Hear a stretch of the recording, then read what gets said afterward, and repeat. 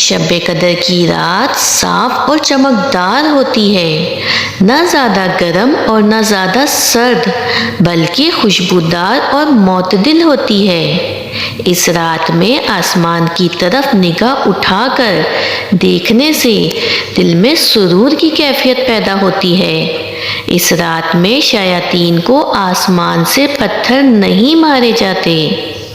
شب قدر کے بعد آنے والی صبح کے سورج میں گرمی اور تیزی نہیں ہوتی۔ بعض بزرگوں نے اس رات میں درختوں کو سجدہ کرتے بھی دیکھا ہے، جبکہ یہ بھی بیان کیا گیا ہے کہ اس رات میں کھارا پانی میٹھا ہو جاتا ہے۔ یہاں پہ ہمارے لیے ایک یہ بھی سوال ہے کہ شب قدر پوشیدہ کیوں ہے؟ تو اللہ کے ہر کام میں حکمتیں پوشیدہ ہیں۔ اس کو متعین نہ کرنے میں بھی حکمتیں ہیں، تاکہ مسلمان رات کی تلاش میں زیادہ نہیں تو کم سے کم 5 تاک راتیں اللہ تعالیٰ کے ذکر اور عبادت میں گزاریں۔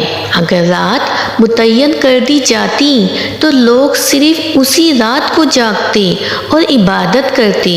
اگر اس رات کو مقرر کر دیا جاتا تو اسے ذکر و عبادت میں گزارنے والے تو اجر عظیم کے مستحق پاتے، لیکن اسے گناہوں میں صرف کرنے والے بھی سنگین سزا میں مبتلا کیے جاتے، کیونکہ انہوں نے شب قدر کو جانتے ہوئے اسے اللہ کی نافرمانی میں ضائع کر دیا۔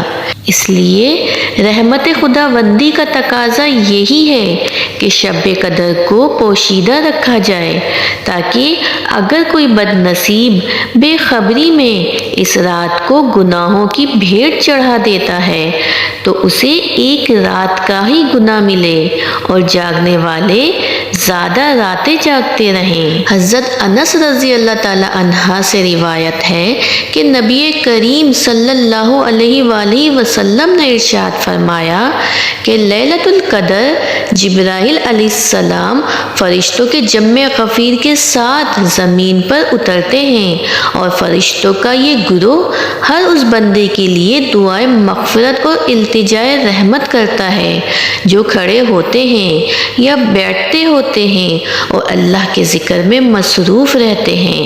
ایک اور روایت میں ہے کہ ان لوگوں سے مصافحہ کرتے ہیں جو اللہ کی عبادت میں مصروف عمل ہوتے ہیں۔ حضور صلی اللہ علیہ وآلہ وسلم رمضان المبارک کے آخری عشرے کے لیے خصوصی اہتمام فرماتے۔ ایک اور روایت میں ہے کہ سرور دو عالم صلی اللہ علیہ وآلہ وسلم نے فرمایا، جس شخص نے ایمان کے ساتھ ثواب کی نیت سے شب قدر میں قیام کیا، اس کے سابقہ سارے گناہ معاف کر دیے جائیں گے۔ اور مزید فرمایا کہ یہ جو مہینہ تم پر آیا ہے، اس میں ایک ایسی رات ہے کہ جو 1000 مہینوں سے بہتر ہے۔ جو شخص اس کی سعادت حاصل کرنے سے محروم رہا، وہ ہر بھلائی سے محروم رہا، اور لیلۃ القدر کی سعادت سے صرف بد نصیب ہی محروم رہ سکتا ہے۔ لیلۃ القدر میں زمین کا کوئی ٹکڑا ایسا نہیں ہوتا جہاں فرشتے سجدہ و قیام کی حالت میں مومن مردوں یا عورتوں کے لیے دعا نہ مانگ رہے ہوں۔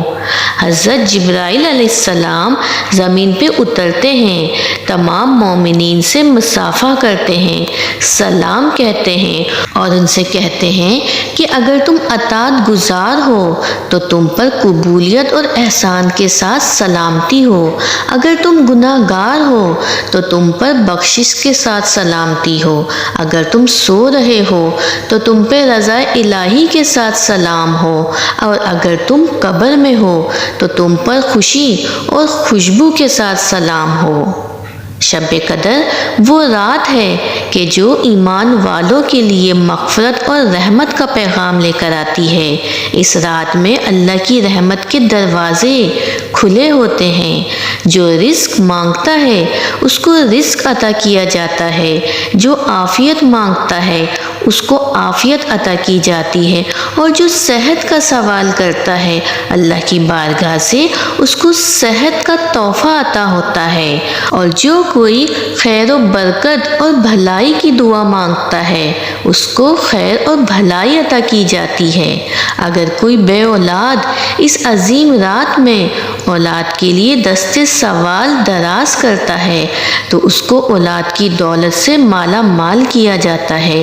یہ وہ عظیم رات ہے جس میں اللہ تعالیٰ اپنی شان کے مطابق جلوہ گر ہوتے ہیں اور دوسری طرف فرشتے روئے زمین پر گلی گلی ہر کوچے میں پھیل جاتے ہیں۔ اللہ کی رحمت پکار پکار کے کہہ رہی ہوتی ہے کہ ہے کوئی بخشش طلب کرنے والا کہ میں اس سے بخش دوں، ہے کوئی مغفرت چاہنے والا کہ اس کو معاف کر دوں۔ یہ عمل طلوع فجر تک جاری رہتا ہے اور خوش نصیب اپنی خالی جھولیاں بھر کے لے جاتے ہیں۔ شب قدر کی اصل عبادت رات کا قیام یعنی نماز ہے۔ اس رات کو جتنا ممکن ہو سکے قیام کرنا چاہیے۔ اللہ کی بارگاہ میں کھڑے ہو کے فرض نفل نمازیں ادا کرنی چاہیے۔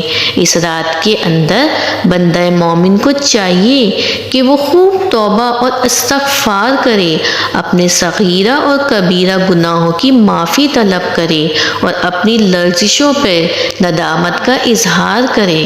اس عظیم رات کی ہر گھڑی قبولیت سے مالا مال ہوتی ہے۔ ہر لمحہ اللہ کریم کی توجہ اور رحمت کا دریا جوبن پہ ہوتا ہے، لہٰذا ہمیں پورے ذوق و شوق کے ساتھ دعا مانگنے کا اہتمام کرنا چاہیے۔ ام المومنین سیدنا حضرت عائشہ صدیقہ رضی اللہ تعالی عنہا سے روایت ہے کہ میں نے اللہ کے پاک نبی کی خدمت میں عرض کیا، یا رسول اللہ، اگر مجھے لیلۃ القدر نصیب ہو تو میں کیا دعا مانگوں؟ تو حضور صلی اللہ علیہ وآلہ وسلم نے ارشاد فرمایا، یوں دعا کرو، اے اللہ تو بے شک معاف فرمانے والا کریم ہے، معاف فرمانے والے کو پسند کرتا ہے، ہمیں بھی معاف فرما دے۔ یہ ایک جامع دعا ہے جو ام المومنین رضی اللہ تعالی عنہا کے ذریعے سے رسول اللہ صلی اللہ علیہ وآلہ وسلم نے خود تعلیم فرمائی۔